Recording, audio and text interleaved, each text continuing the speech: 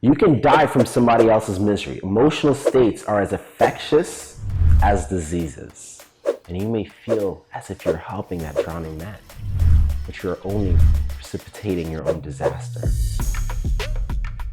Now, I remember when I used to be homeless, I didn't have anything going for myself. I was looking for other people to save me. Other people that had better situations, better outcomes, someone. I was just looking for anyone to come around me so that I can latch onto them and have them help me. But gratefully, those people were a lot smarter than I was, so they didn't come around me, right? They didn't come around me because what would be my intentions? To latch onto them. And there's a lot of you guys walking around in this Zoom right now, waiting and searching for somebody to latch onto. I'm not saying that you're a bad person, but what I am saying is you have to learn how to swim. You have to learn. And you know what? Not everyone is made for success. Not everyone was made for abundance. Not everybody was made to have an amazing, beautiful life. Not everyone was made for it. And you know what? Yes, it is a harsh truth. I've coached and I've taught so many people. There's the people that I can help, right? There's the people that I get close with and I'm able to help and change their lives. Like Orit. Orit was homeless, drug addict. I was able to help her change her life. There's the other people that you try to help and then they don't want to accept the help. I don't really mind those people. I don't, right? Those are the people that's inside of the water, right? And they're like, they swim away from you. They're like, no, get away from me. Someone else is going to come save me. But there's a third type of person. And a lot of you guys in here have met these people. You've seen these people around us as well. The third type of person are the ones that I've helped. I try to bring them to shore. And what do? They try to find a way to drag me down with them. They try to find a way to drag me, despite the fact or despite what I've done for them in the past. There's three different types of people. And now we have to sit down and we have to analyze them because I don't want you guys to make the same mistakes. And you know what? You don't have to be where I am to make these mistakes. Because a lot of you guys sitting in here right now, you've tried to help somebody and they completely f***ed you. And they did it purposely. I want to show you guys how to identify these types of people in your lives. Because if you don't know what they look like, how often do you think you're going to bump into them? All the time. You give them a thumbs up and you walk away. Don't try to help them no matter what they say. Do not try to help them. Leave. Distance yourself. In other words, get the f away from them. That's exactly what White Jay did. He got the f away from me. I'm only going to put my misfortune onto him. You don't try to help them, no matter what the hell they say. No matter what pity story or pity party they try to throw. Do not try to help them. And I know this sounds cruel, but at the end of the day, guys, if we live our lives trying to help these people, there are going to be consequences. Do not help them.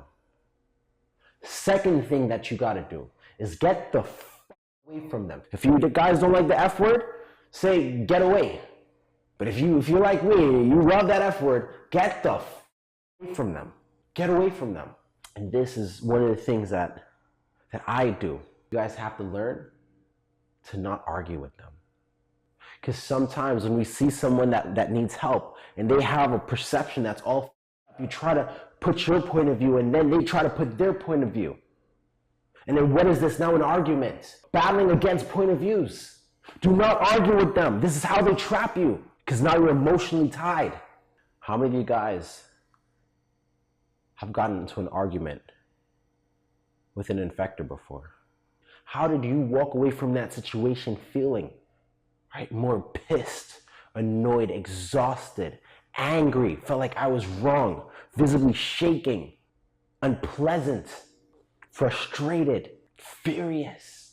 Dealing with these types of people, there are going to be consequences. Consequences like losing valuable time. Time is precious, you're not going to get it back.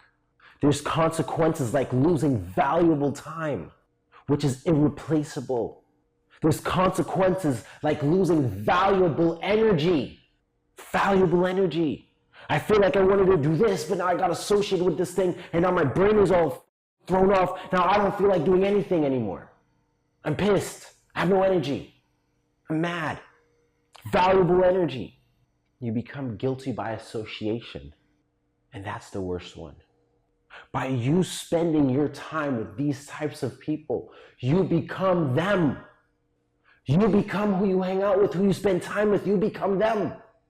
I have a friend, love this guy to death, but he's angry. He's bitter.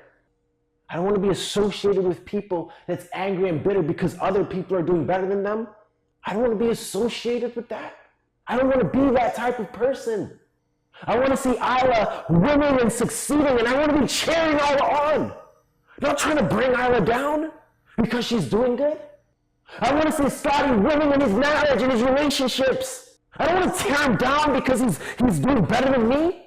And you should be around those types of people. Those are the people you should be around. People that's praising and sharing. People that are winning. Not people sitting down and praising and sharing their misfortune. Or idolizing their pain and suffering. Why would you want to be around those types of people? What do you think your life is going to look like a year from now? Doing that. Misery loves company. You can die from someone else's misery. Emotional states are as infectious as diseases. And you may feel like you are helping that drowning man, but you are only precipitating your own disaster. The unfortunate sometimes draw misfortunes on themselves, and they will also draw it on you.